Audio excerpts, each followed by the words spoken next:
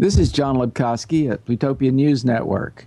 I'm here with my partner in crime, Scoop Sweeney, and today we'll be talking to Tom Jennings. Tom Jennings and I are old pals from 20 years back. He's in Los Angeles now. When I met Tom, he was in the Bay Area. And I think the first time we met, I did a pretty extensive interview with him about FidoNet, which was his creation, which is described by Wikipedia as the first message and file networking system for BBSs. That might kind of understate what FidoNet was all about. We talked at length about the anarchic implications of FidoNet at the time. Tom has done a lot of other stuff that we're going to get into in this conversation, but kind of back in the day, the two things he was doing when I met, three things he was doing when I met him was FidoNet. Then he was doing some work with Wired Magazine on their internet connectivity and presence. And also at the time you were involved in the Little Garden. So without much further ado, I want to introduce Tom Jennings and get started right away. Tom, how are you doing? Not too bad. So you were really famous. You had geek cred as the guy who built FidoNet, and you were doing all kinds of other projects back in the 90s and working with Wired and so forth, all the things that I mentioned. Now you've gone back to school and got a Master of Fine Arts degree, and you're on the Cal Arts faculty. What kind of led you into that transition? It certainly wasn't planning. I don't like to plan too far ahead. Basically various job paths. I ended up working for, well, let me see. Do you want me to cover what happened between then and now, or just now? Well, the real question on the table, I guess, is how did you sort of segue from pure technology to arts? And I think what I saw of your position at Cal Arts is it's really arts and technology, right? Yeah, I do lots of art. It's pretty much arts and technology. Technology is never that far away, even though these days I'm fairly wary of it. I don't know, but it's kind of, I don't know where to begin to say where my critique of it begins. I'm just kind of wary, especially of high-tech stuff. It's just become a church of money, and I've just not ever really been that interested in that. You know, the cult of Apple, the cult of various things. I'm just not like that. I don't know. I've always basically I make things. And I ended up working for a new grad program in 2003 at UC Irvine for a program called Arts Computation Engineering, headed up by Simon Penny. And that program is now defunct. It's literally in its last year. I was hired as technician, but I'm kind of the repository of technical knowledge there.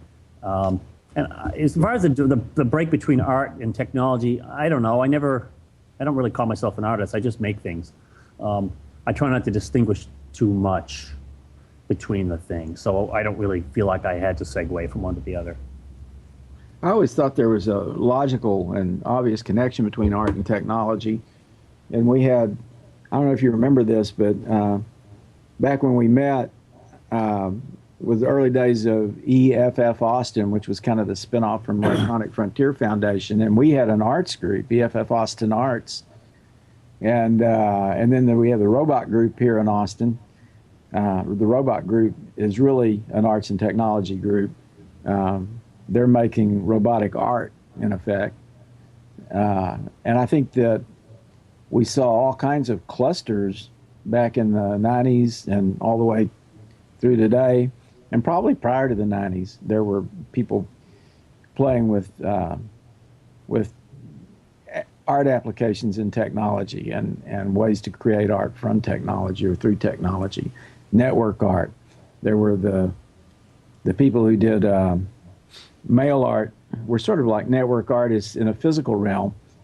And I learned through Honoria Starbuck, who was involved in both network art and online art, that a lot of the network artists that were using the physical mail system to do mail art.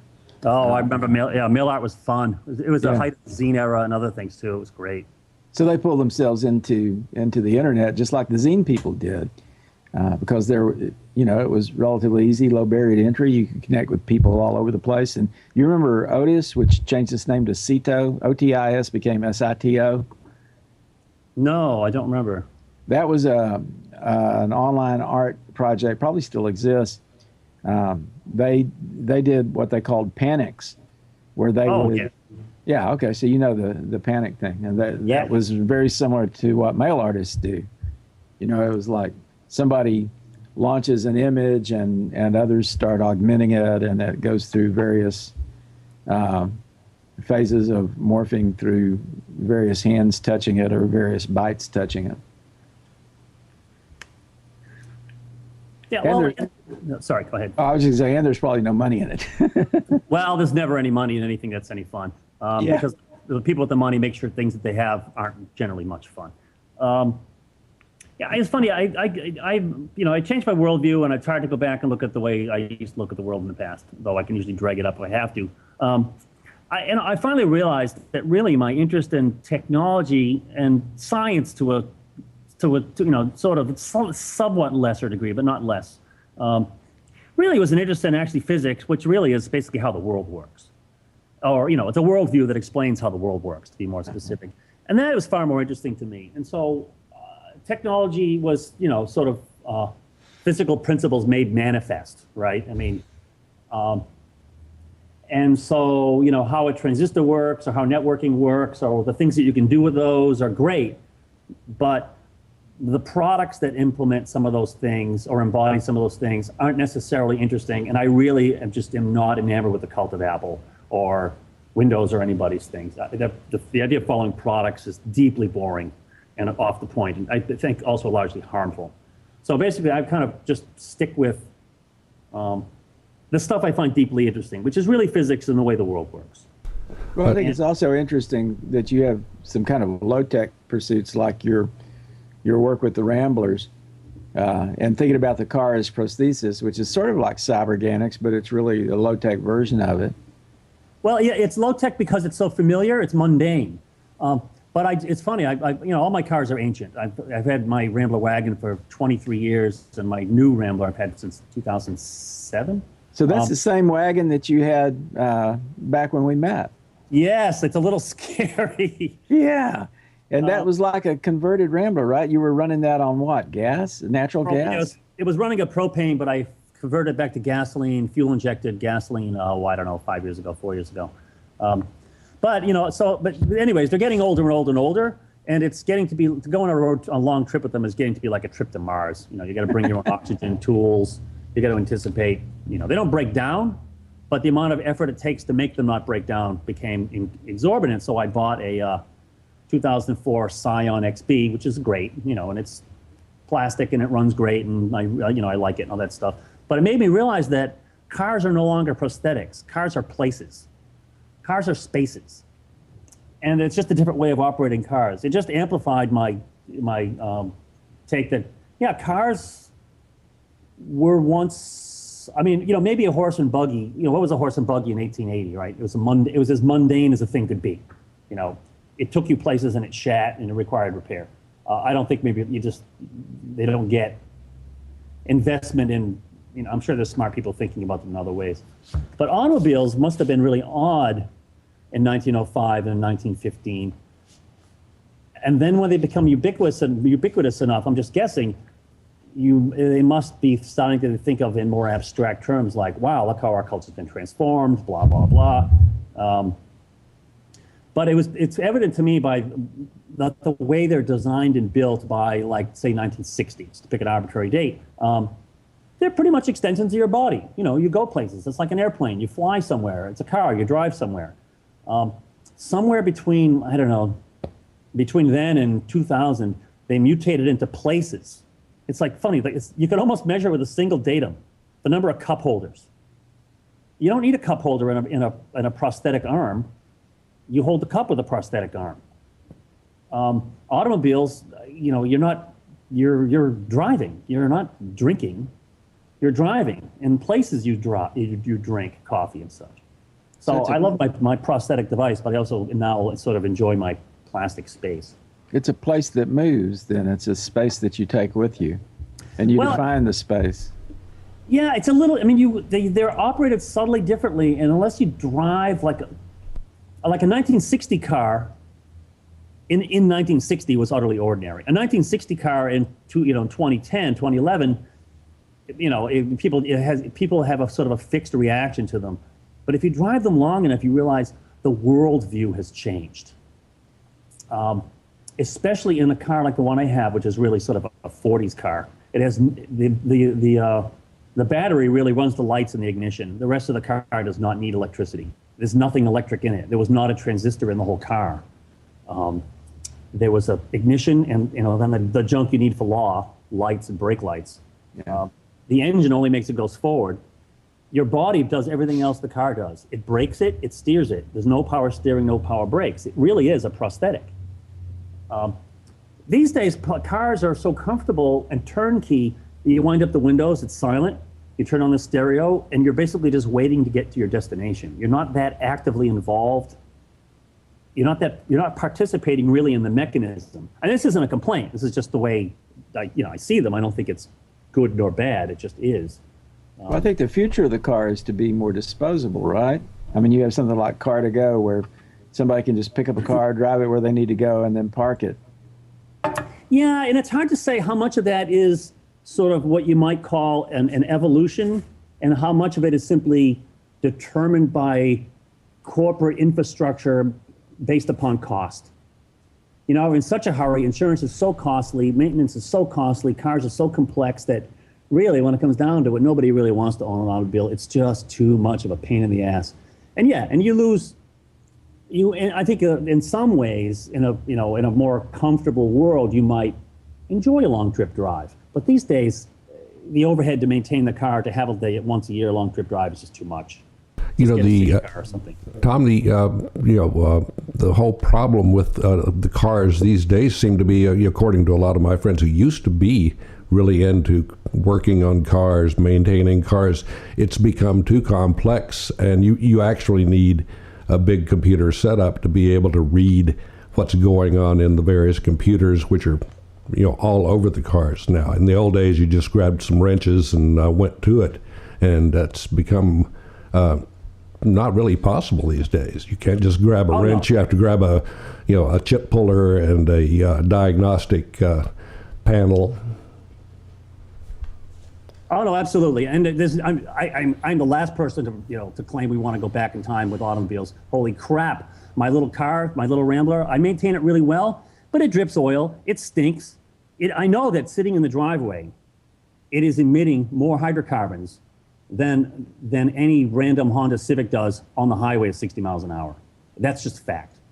And there's far too many automobiles. I don't mean to address them in any way other than this sort of personal aesthetic sort of way. But yeah, no, right. They're complex for a goddamn reason. They need to be complex to not stink out the pipe. They need to be complex for all kinds of stuff. But just saying this is a purely aesthetic human experience. They've just become, the automobile of the past is sort of the past. There's losses there, but whatever. It's not much you can do about it.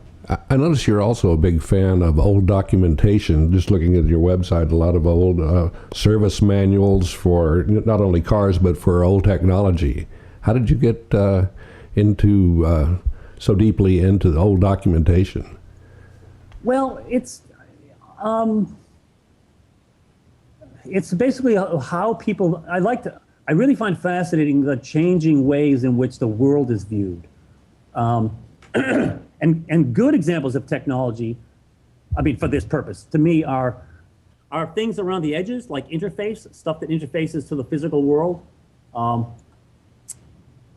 And they're basically lost paradigms. They're lost paradigms for thinking, which is really fascinating. Like, how is it technology has changed as devices employing, current thinking in physics to view the world through. And in electronics, that's like literally interface gear, like Nixie tubes, cathode ray tubes. Those are the interfaces between the visible and the invisible. I'm really kind of fascinated with that interface between the visible and the invisible. And right when the human body experiences it, involving first principle physics stuff, to make manifest invisible processes. So, I'm sort of doing research. I don't even know what direction it's going in. I'm basically reading about vacuum tube technology, how they're constructed. It turns out it's not going to be of any great use. It's interesting, though, because it was half craft and half science. And the physics books, filled with math and modeling, literally talk about how to get a feel for the technology. And that kind of language just isn't used in physics industry today. Like, we want you to get a feel for how our products work. It's like, no, we want you to know how our products work intimately. Here, they want you to get a good physical gut level feel for how electrons flow in a space between charged electrodes. So it's gone from field to metrics now. It's all it's all in statistics. In 1955, there really weren't any good ways, certainly not there really weren't any good ways to visualize electron flow en masse through electron device. I mean, it simply was crappy, inaccurate tools. So we need to get a gut feel out of necessity and we were very happy to be within 5 or 10%.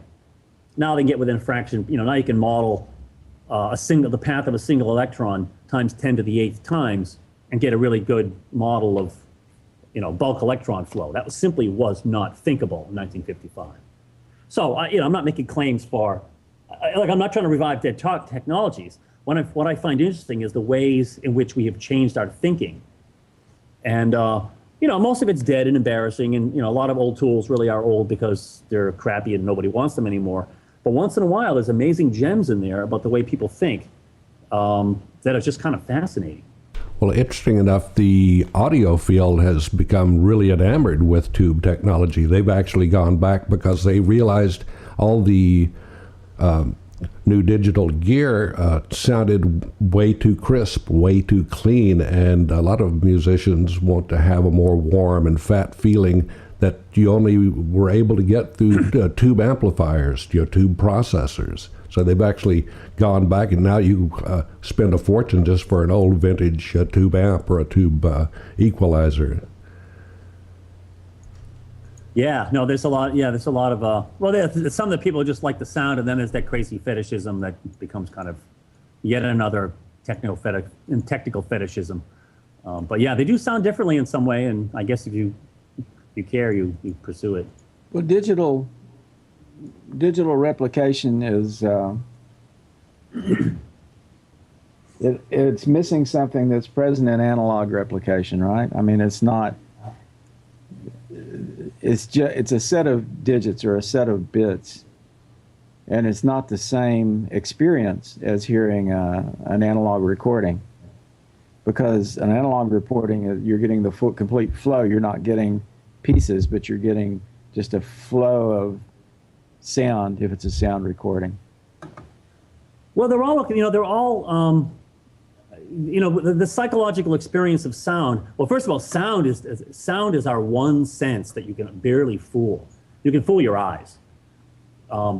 It's very hard to trick your ears, or your ears are very, very discerning. So there are subtleties in sound that are they're sort of hard to know, and they're hard to replicate, and it's also wildly subjective. So, I mean, certainly there's been no digital reproduction of sound. I think it's been a revolution, and I kind of maintain that audio, the three things that humans have done since the dawn of technology, the dawn of human, and I can divide technology as humans manipulating the physical universe, making tools. The three things that humans have done that are worthwhile to, basically benign are hot water, fabric, and audio. Fabric, hell, every vertebrate in the planet likes fabric. Animals nest in it and all that kind of stuff. I'm sure you can strangle somebody with a blanket or, torture them with sound, but pretty much they're benign technologies otherwise. Well, I think of this in terms of, to me, music represents a kind of a form of energy, or a way to manifest and manipulate energy. And if you think of music that way, then the experience of the energy that's embodied in music is going to be different if it's embodied in bits than if it's embodied in some analog flow or magnetic representation or however you might capture and record music. It just seems to be a different kind of thing, a different kind of experience. And the way that affects your energy, I mean, the energy of the body, as you know, I mean, you're involved with psychedelic trance music and dance related to that. And, you know, that's an energy thing. There's an energy response in your body to the music that you're hearing. Oh yeah, music is really an interesting area to look at technology through too. I assert that the current time right now is the best for music in all of human history. Yeah. There's things being lost, there's harm being done, whatever. When do you have an era that nothing bad ever has and never happened? But for all the whole, music has never been better in the whole freaking planet. Recording, storage, transmission, reproduction, unbelievable. Availability. Availability. Okay, now the music industry might be in trouble. That's not a concern of mine. I couldn't give a shit about it. I have friends who are musicians who want to make money, and I can, I have sympathy for them. But, there's not ever going to be a whole lot of, Led Zeppelins or Janis Joplins. There never were. So a lot of that was fantasy anyways. Lots of people make money from their music and tour, and they should. That's great. But, digital music, the MP3 and CDs. It's a different container for music. It has certainly changed the way music sounds. But then there's also been like some cultural level feedback on how music sounds. Kids who grew up on, I'm guessing, but our cohort age who grew up on vinyl, you sort of get wired to the sound of vinyl. And when things don't sound like vinyl, it sounds wrong. Kids who grew up on YouTube and not even CDs, but YouTube and downloaded MP3s, find that music that is not highly compressed and is not sort of artifact in the 10 kilohertz up range doesn't sound right. So who's to claim that the vinyl people's ear is any better than the MP3 kids' ears? What, because they're older and they came first? I think it's a crock of shit. Second of all, the transformation of music culturally by being it so easily transmitted, like screw vinyl, this is 1,000 times better. Who knows? Like you can play trance music and dance music off of vinyl. Duh, it's done all the time. It's shrinking because it's wildly inconvenient. How many LPs can I carry on my laptop, right? It's countless. It's changed. Is it worse? Absolutely not. No, and I didn't mean to imply that it was worse, just that it was different. I think that if you have something like trance music, which is mostly it's generated from digital sources, so it's native digital. It's sort of like watching a movie that was shot in digital being projected with a digital projector. You get a much better experience than if it's been converted to film. That's quite true because digital that I've heard rendered in an analog manner didn't sound quite right. It loses something in the translation, just as the other way. Analog type sources don't do as well in the digital domain, and a lot of this has to do, I think, with all this perception. My parents couldn't understand my vinyl music because they grew up in the age of live big bands with horns, and we were listening to electric guitars. So it was just the perceptions just were so different, and we're seeing the same thing between the baby boomers who were into vinyl and the digital generation. They're just they grew up with different expectations of what they were going to hear. Since we're talking about music, one thing I wanted to ask about was the Wilderness Machine.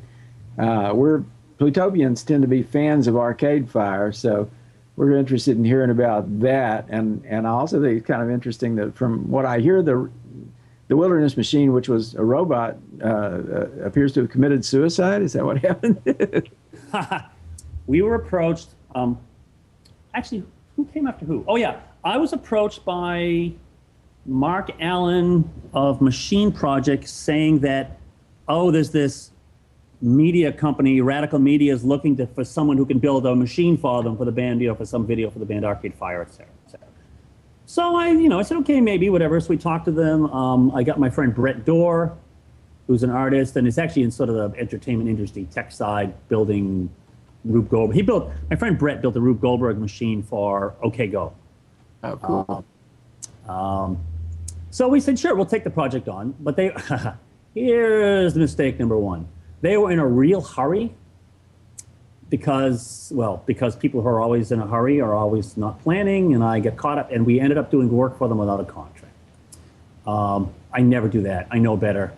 Anyways, we missed every deadline those guys set up, and it was stuff like, we need it by Friday. Well, you want to add this extra robot arm, that's going to take 2 weeks. We need it by Friday. Can't do that. Do you want the robot arm? Yes. Okay.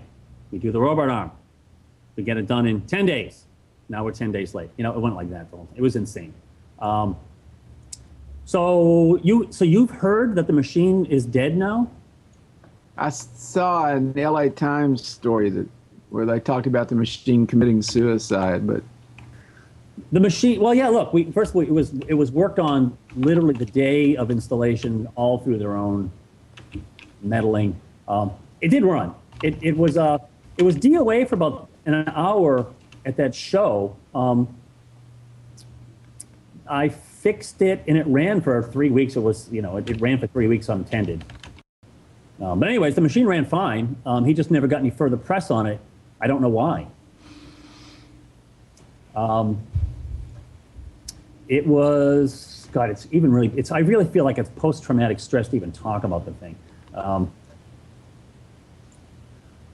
So yeah, the machine, it does what it says it does. It takes cards off a stack. It hand writes with a pen. The robot arm picks it up and delivers it to a second robot arm, which flings it out into the audience, and then it repeats endlessly. The cards come off the website, and the last I knew, which was many months ago, they had like 100,000 cards submitted by fans. And because most of them are uninteresting or are scribbles, just scribbles or fuck you, fuck you, fuck you, a human would vet which cards get printed. And because the card, the machine prints fairly slowly, it is a ballpoint pen with a hand. They had, the criteria was not overly complex. They didn't want 1 hour print times, that sort of thing. Yeah. So as far as I knew, there's only a few hundred cards that actually got printed out of the 100,000 that were possible. And those would be loaded by USB dongle into the machine as it toured. It eventually did die, as far as I know, at Sundance, where simply the system hard disk failed for who knows what reason. Maybe it got banged in transit or something. And they found someone to fix it. But at that point, they seemed to refuse to want to write a contract with me to do further work. So I just dropped it. That's kind of an interesting project, really. I wonder, to what extent was the actual band involved in that, or was this something that was really happening peripheral to the band? I think it was largely peripheral to the band. I'm guessing, but that's my sense. They were actually an interesting people. So the machine was completed in time for the last show of the end of the tour. Of course, it was intended to be built for the first show, the beginning of the tour, but they didn't hire us until 2 weeks before that. We built this robot from scratch out of flat steel and a plasma cutter in 8 weeks and delivered it. Wow. It is an extraordinarily, it is the single most complex machine I've ever built. And we did it, Brett and I did it in 8 weeks. It's got robot arms that hand off cardboard in midair. It throws a card. It's kind of a terrible shame that no one saw this thing, or hardly anybody saw it, because it is, and it's now going to languish in a warehouse until it gets thrown away in a dumpster, I'm sure. How do you feel about building robots? Is that something you would want to do more of? No, I think the whole robot thing is a total crock of shit. I think people just want to have slaves again. I really believe at base, well, we can't enslave people by by skin color. So, well, we want to have something else do our bidding and not have to pay them. I find that whole kind of anthropomorphic robot to be just a barbaric impulse. So we'll just pay people to do work. Yeah. Yeah. I mean, every time I come up with these military robots that can go, oh, what's that latest scare story of, the weapon carrying human pursuing cheetah or whatever it's called. It's like, but it can rush into fires and save people. Yeah, yeah, right. Yeah. Whatever. A robot's as only good as his programmer. Well, as far as I'm concerned, I'm not going to hold my breath waiting for artificial intelligences to emerge from all the code that we've been writing. No, I mean the intelligence that humans put into their machines, the humans put into their machines. I mean, yeah. They're doing. I mean, actually, Google is an AI. The Google search engine is an AI. Well, and you can't even say "and"; it's distributed. It's funny. There's been a couple of things in technology that have never. I mean, and none of this is new. That were never anticipated by science fiction. One is that AI will be distributed, and the other was cell phones. Interestingly enough, now for something so mundane, but yeah, the AI is as a distributed entity. It's just. I hate the term artificial intelligence, though, because I think it implies more than is really there. I mean, it's sort of, I would say, simulated intelligence. I mean, yeah.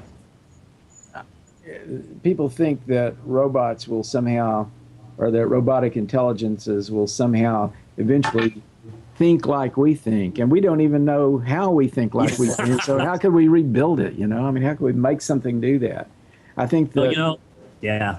Guys like, I was just gonna say, guys like Kurzweil seem to kind of just have faith that as things become more complex, they'll eventually become, like human. But I don't get it. I don't think it's happening. It'll happen. Actually, it's embarrassing. It's genuinely embarrassing. It'll happen the same time we get the rocket backpack that they've been promising. And the flying cars, yeah, absolutely. Yeah. I'm still waiting for those too. That's the other failure of science fiction, which is there will always be an infinite, compact, low overhead, benign power source. All with few exceptions, like Ursula Le Guin wrote some stuff, and I'm sure there's other authors. Pretty much all sci-fi posits infinite, benign power source. And we know that that's the one thing that's not true. That's the one thing. It was one difference in the sort of cyberpunk branch of science fiction and things that have changed in the last few years in science fiction is that you got writers who really kind of get that there's overhead and that there's limitations, and actually thinking about the constraints is an exciting thing for them. Kind of understanding how technologies will be constrained and what the constraints in the future will be. And that's what makes some of the more contemporary science fiction really interesting, is that they're not talking about infinite possibility. They're talking about finite possibility. Oh, no, absolutely. That the cyberpunk stuff, from Shirley and Shiner and those early days. Yes, absolutely. And that's and even Gibson stuff, at least it doesn't extrapolate on the infinite power. So it's just the contemporary stuff. Much of the old school, much of the old school sci-fi dealt with the sudden leaps of faith. And suddenly we have a miracle power source, or suddenly we have a miracle weapon. And that's what I was. Yeah, that's more what I was referring to. That '60s golden age, new wave stuff, and before. I mean, it's interesting how there really is a faith in technology, and it really is just sort of parallels a religious faith, and because the opposite is really scary, which is, holy crap, we don't really know exactly what we're doing, and some of this doesn't come out right, or it turns out to have bad side effects, and that's just really scary, and it gets in the way of making money asking those questions. So we just believe it's going to come out right.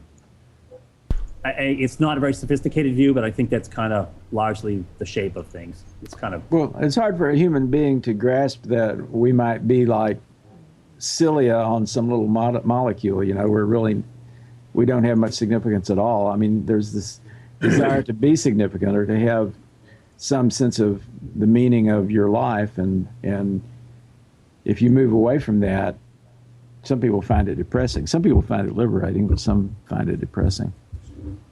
Yeah, but there's also just that, well, we are now largely in control of, you know, I don't know, well, we have a giant influence over our fate, a lot of it bad, you know, and it's just an unwillingness to recognize that, yeah, you can't keep peeing in the pool. You can pee in the pool once in a while and it does dissipate, but, you know, if you do it all the time, well, whatever.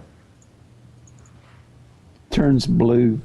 Yes. Tom, you seem to also have a bit of a fetish about old pre-digital technology, Cold War technology. How did you get enamored with all of that? I was just looking through your catalog of things that you have collected, a lot of old pre-digital computer machines. Well, it's interesting. It's well, again, it's was a worldview of how stuff worked. Some of it's still applicable. It's an alien world that's still accessible. It's fun. It's absolutely not nostalgia. I never experienced that crap. It's somebody else's world.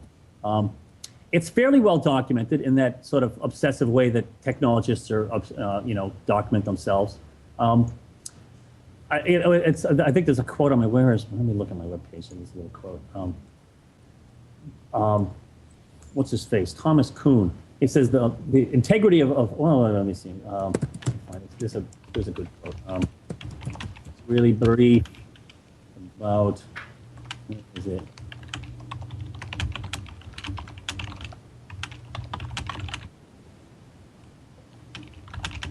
I don't know. I forget what it is, but it's not. Thomas Kuhn said something about the integrity of basically the way, you know, when scientific revolutions occur. Unlike a lot of other fields, like in music, you know, I wouldn't say there's been revolutions in music, but you know, music has changed over the years, and there's new instruments now. There's electronic instruments, there's pianos, there's harpsichords, and you go back further and further. Music doesn't throw out its past, right? You will learn to some extent, even just cursory, that here are some ancient instruments. There was ancient music. It's a little different. There's different note systems, etc. And then here we're going to learn modern electronic piano. In technology, and in actually most specifically in science, the past is literally thrown away.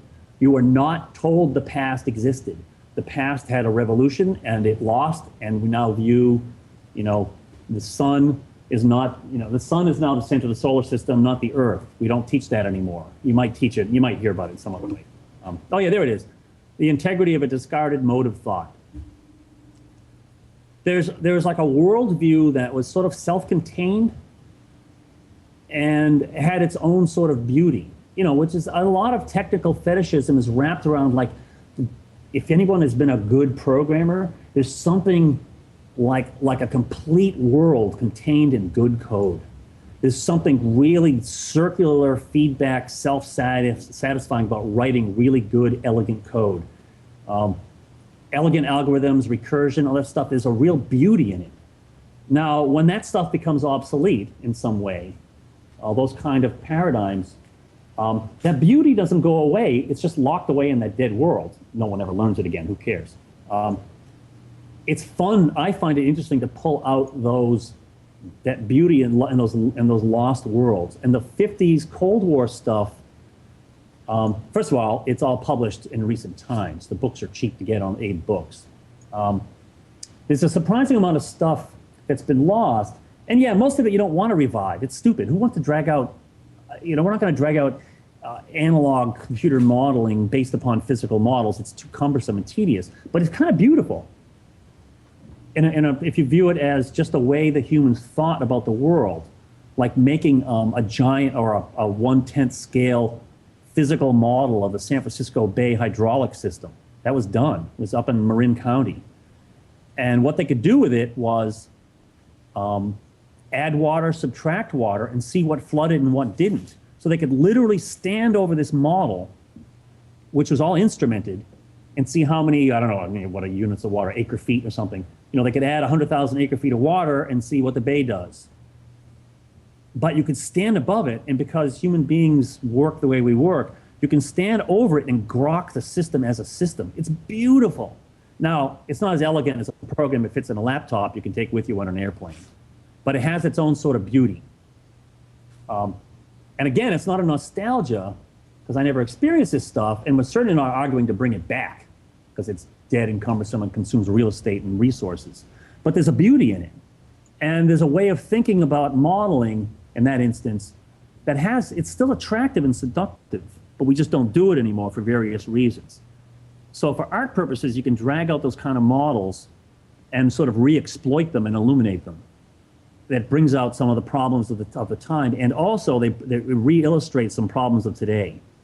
For my 2008 mid-year program, I made a desktop nuclear reactor using a software algorithm that simulated an analog model from 1955 or something. It's quite hilarious. It's basically set up as a game that you basically can't win, which is to pull the control rods out so the reactor runs steady state. It's really, really hard, it turns out. So it's a simulation? Yeah, it's a simulation to a fairly, I simulate xenon poisoning and all these second and third order things. I screwed with some of the time constants so that human beings won't get bored and walk away. Because some of the real reactor things has like 500-second time constants, which are just, the essential problem is you pull the rods out of a reactor. You would think that particles moving at near the speed of light or very, very, very fast would, you pull the rods out, the reactor runs away. No, it takes many, many, many seconds for the neutron flux to ramp up. And when you push the rods in, the population of neutrons is so high that it takes a while for them to slow down. And then there's these multiple overlapping decay curves. So the thing is very complex. It's the kind of thing that software does a good job of. Basically, software just watches the whole thing. And human beings are not very good at those sorts of tasks, and really weren't used for that sort of task, except in really tiny research reactors, and really only in the very first half a decade, which is what my model is of.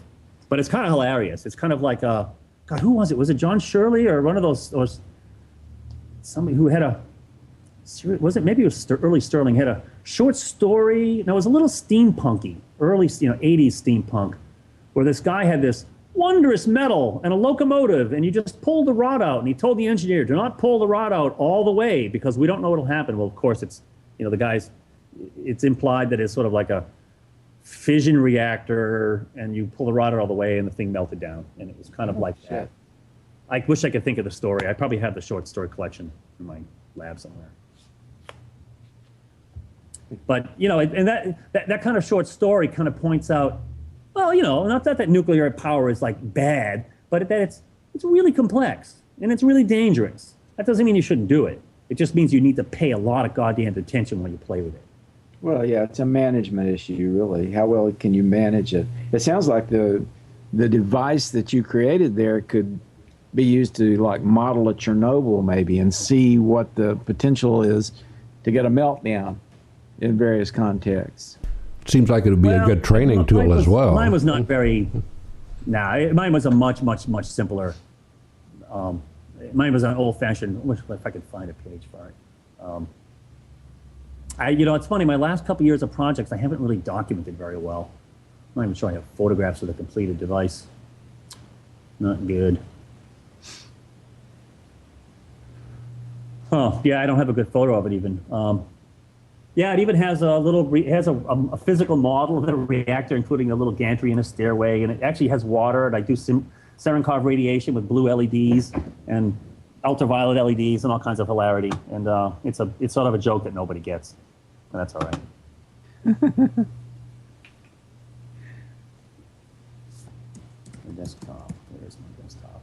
I was having a thought a minute ago that some guy could have created some little formula that sort of captures the essence of the universe, and it could be buried in a book somewhere that nobody's read. Yeah. Wait, but I'm not a crank. You just have to read my book. It's like, yeah. The answer is 42. Yeah.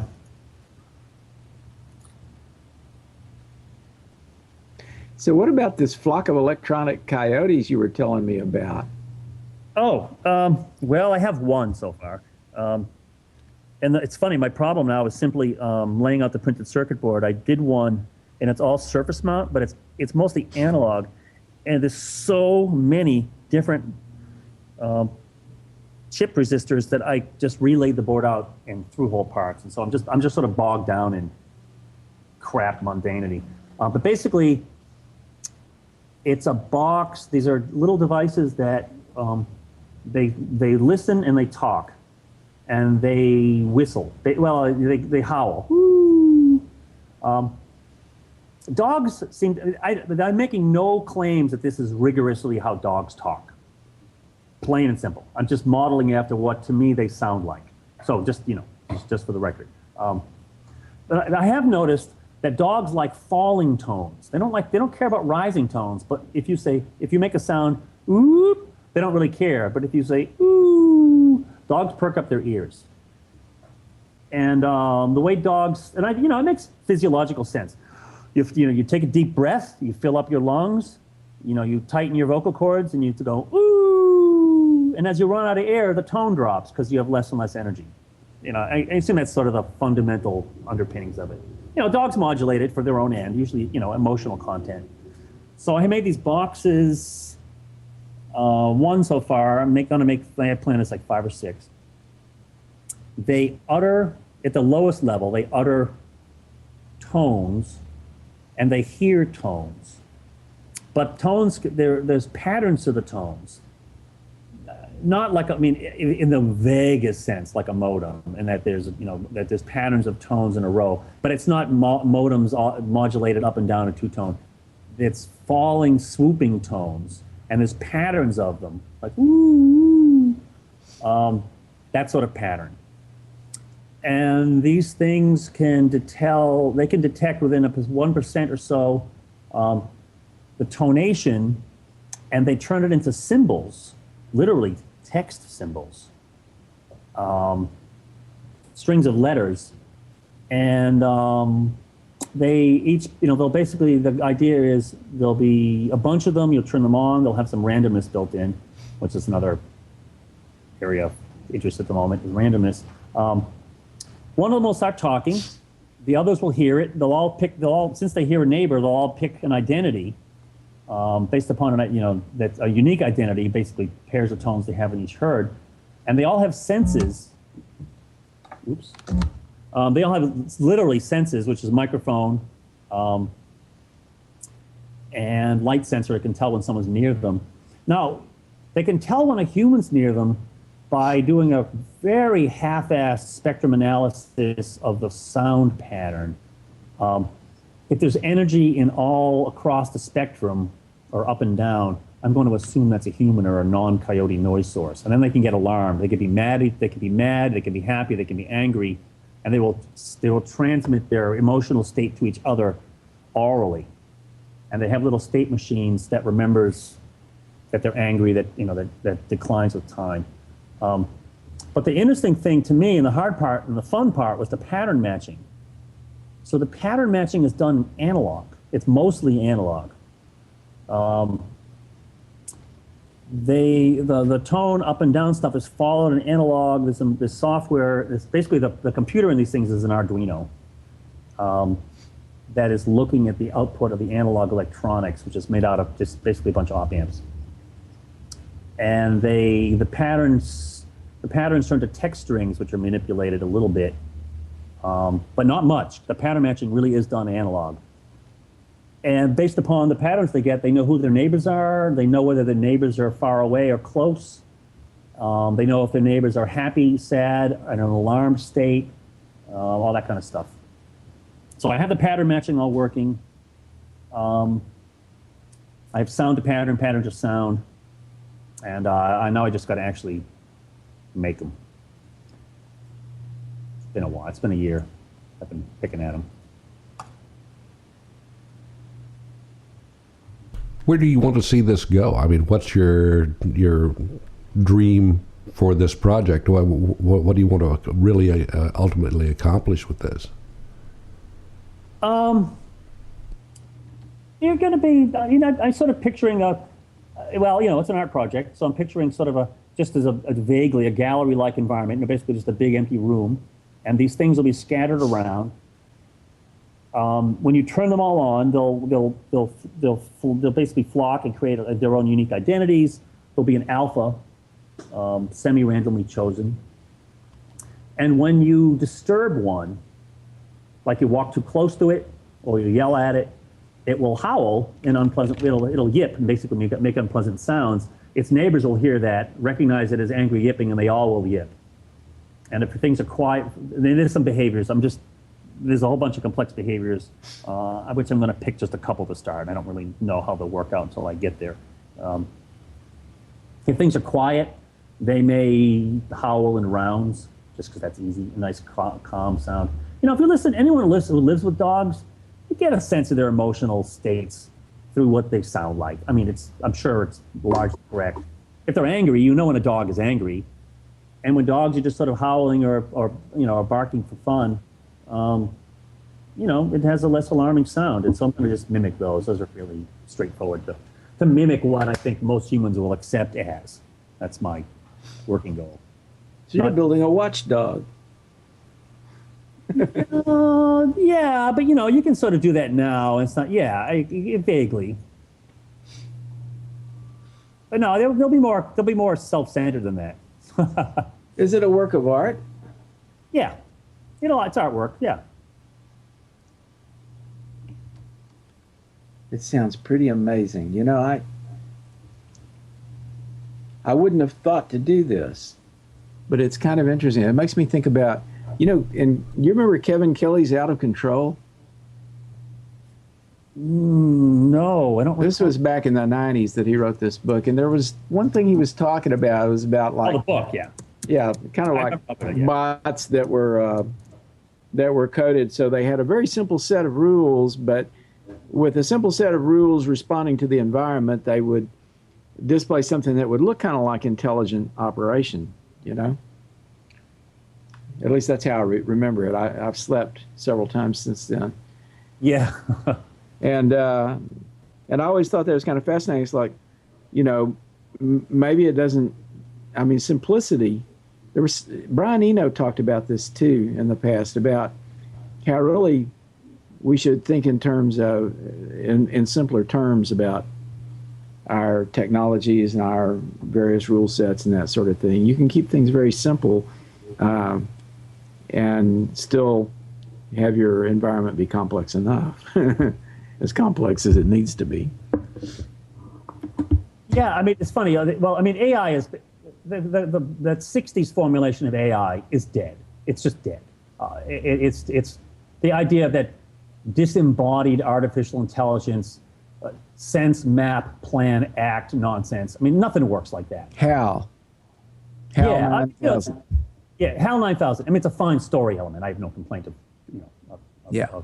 story. But look, that's not how moths work. No one's made a freaking moth. Now, moths have what, 100 neurons? And we haven't made one? Can't, like, hello? It's not trivial. And what's a moth? It's nothing but a bunch of senses. Pretty much, I'm not making this stuff up. Actually, I got this from Simon Penney's readings for my. Our MFAs were not easy. They were actually cross-disciplinary, giant thesis, scientific research, MFAs. Basically, that there's the idea is that there's embodied intelligence is where intelligence is. Human beings and animals are not rotten, weak, fleshy containers for beautiful brains and souls. That is nonsense, and it's a religious argument, and there is absolutely no evidence that anything works like that ever. That our intelligence is literally and completely contained in our bodies. Yes, our brains have lots and lots of computation in them, but you know that there is more endorphin receptors in your gut by a huge amount than in your brain. It's really not much of a stretch. It's just not very exciting to think that pretty much all living organisms are a gut, are a way to process food with some mobility and sensory apparatus wrapped around it. I mean, evolutionarily, that's what the hell we are. Eating is surviving. And as things get more complex, we have more complex needs. We get better and better at hunting. We don't just like sluice the ocean in one end and sluice it out the other and try to scrape out some of the crap that we can digest in the middle. There's plenty of beings like that probably, from our point of view, don't live very interesting lives. But our enteric nervous system is very well developed. It has computation of its own.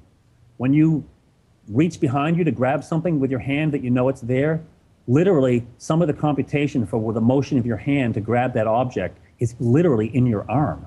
It's not that your brain has necessarily mapped out the world and there's just some abstract command that tells your worthless arm to go there. That Kurzweilian, and he didn't originate this downloadable brain nonsense. He just is the latest, but are loudmouth to say it. It's just nonsense. There's no evidence for it whatsoever. I wonder if our when we're sick, when we're out of balance, if that's not just symptomatic of our ongoing and fundamental misunderstanding of what we really are. It might be, but there's also invaders. Some of those invaders are guts wrapped around with a navigation system wrapped around them trying to eat us. Yeah, some people deal with the invaders better than others, though. Yeah. I mean, the invaders really exist. Bacteria do exist, independent of New Age beliefs of them. Not to say your attitude and your sort of outlook don't directly affect your health, but if I come over and stab you, you're stabbed, right? It doesn't really matter whether you believe in stabbing or not. You're bleeding and you're hurt. So so there. But we all know people who are, you swear they're making their own trouble most of the time, or other people who are doing really well in spite of themselves or in spite of the world. So, yeah. I mean, actually, what you were saying about embodied cognition also made me think about the Gurdjieff work. Are you familiar with that? I've not read any of just bits and pieces here and there. Well, Gurdjieff was really just talking about these different centers that need to be in balance. So you have your intellectual center and your emotional center and your movement center, which is not the same as the other. I mean, there are different centers. And really, it's just a way of looking at different aspects of what a being is, and trying to understand how these aspects balance and work together, and also to acknowledge the fact that we become relatively unbalanced, more or less unbalanced, and many people are very unbalanced, and actually we can be very sort of sick or misusing our bodies in the sense that maybe we're like running voices all the time in our head that are totally unproductive or even hostile voices. People can have voices in their head that are hostile to them. Yes. Yes. Yet they think it's part of me because it's in my head. No, it's somebody always put been there. Yeah, it's always been there. And the thing is, a lot of systems know that, and they work to some extent, like Scientology, Christianity. They all acknowledge some aspects of these things, and they all are somewhat functional at dealing with those things. Of course, that nobody has any one system, and some of them are all bogged down in other nonsense. Pick and choose. But yeah, no, I feel very strongly that you can. Well, I don't know. I mean, I don't know. I don't know where that's going. Never mind. Well, we're probably at a point now where we should think about winding down. But you were about to say something. Go ahead. Yeah, no, I was an unformed thought. So. Well, I was just saying. I actually, we might want to have a follow-up talk sometime because you got a pretty rich brain, mister. Well, I wanted to get into psychedelic kung fu dancing too. Yeah, well, it's funny. It is all part of the same thing, and so it's how I feel it is. I mean, the whole, when you feel like you're going somewhere else in your head, and some people literally believe that you are going somewhere else. I mean, it's a fine model. Whether you are actually doing that or not, or whatever that even means, the word actual or real or physical, I don't know. It's not, it's funny, the opposite of saying that, no, this is all taking part in your body. And when your body is dead, you're probably just gone. people find that very depressing and awful, especially when especially if you just have accepted without question the idea that a body, your human body, is a base, despicable, dirty, awful thing. In fact, it's a fucking it's a fantastically wonderful thing. You know, this thing made out of, you know, organic meat can think and move and do all these things. And, you know, ecstatic trances don't have to be transcendental to be transcendental. You know, it's shared. It's in your body. You know, all humans do it. Other animals probably do. We just don't have any way to know. And that's pretty extraordinary. I mean, you know, how much more extraordinary does it have to be? Does it have to be external? I mean, for it to be wonderful? It's really kind of like not really having any faith, to use that word, in your own body and your own existence. It's like, no, have a little faith in your own existence. Well, maybe what we think of as transcendence is really more like manifestation. Yeah, I mean, and so also just trying to stay in, like, literally in tune with your existence in your physical body and your brain and, you know, your artwork and driving to work. It's like, you got to use your body. Your body is your computational site.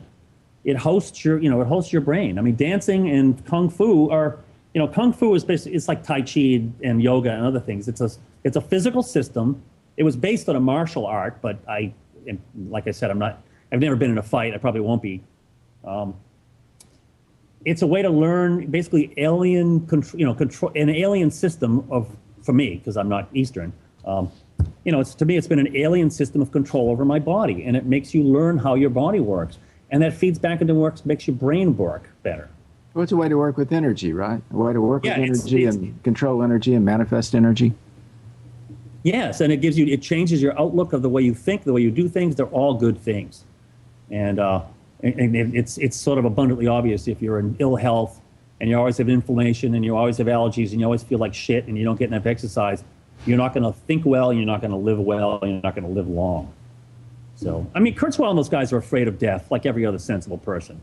But it exists. I think the fear of death is mitigated somewhat by death. Yeah, there is limits to it. Well, thanks, Tom. This has been a great conversation, and we'd love to have you back to talk some more in the future. Oh, sure. Oh, sure, anytime. Yeah, it's a pleasure to hear from you. Haven't seen you in so long. You can learn more about Tom Jennings and his amazing array of projects, both past and present, by going to WPS.com. With John Lebkowski, I'm Scoop Sweeney.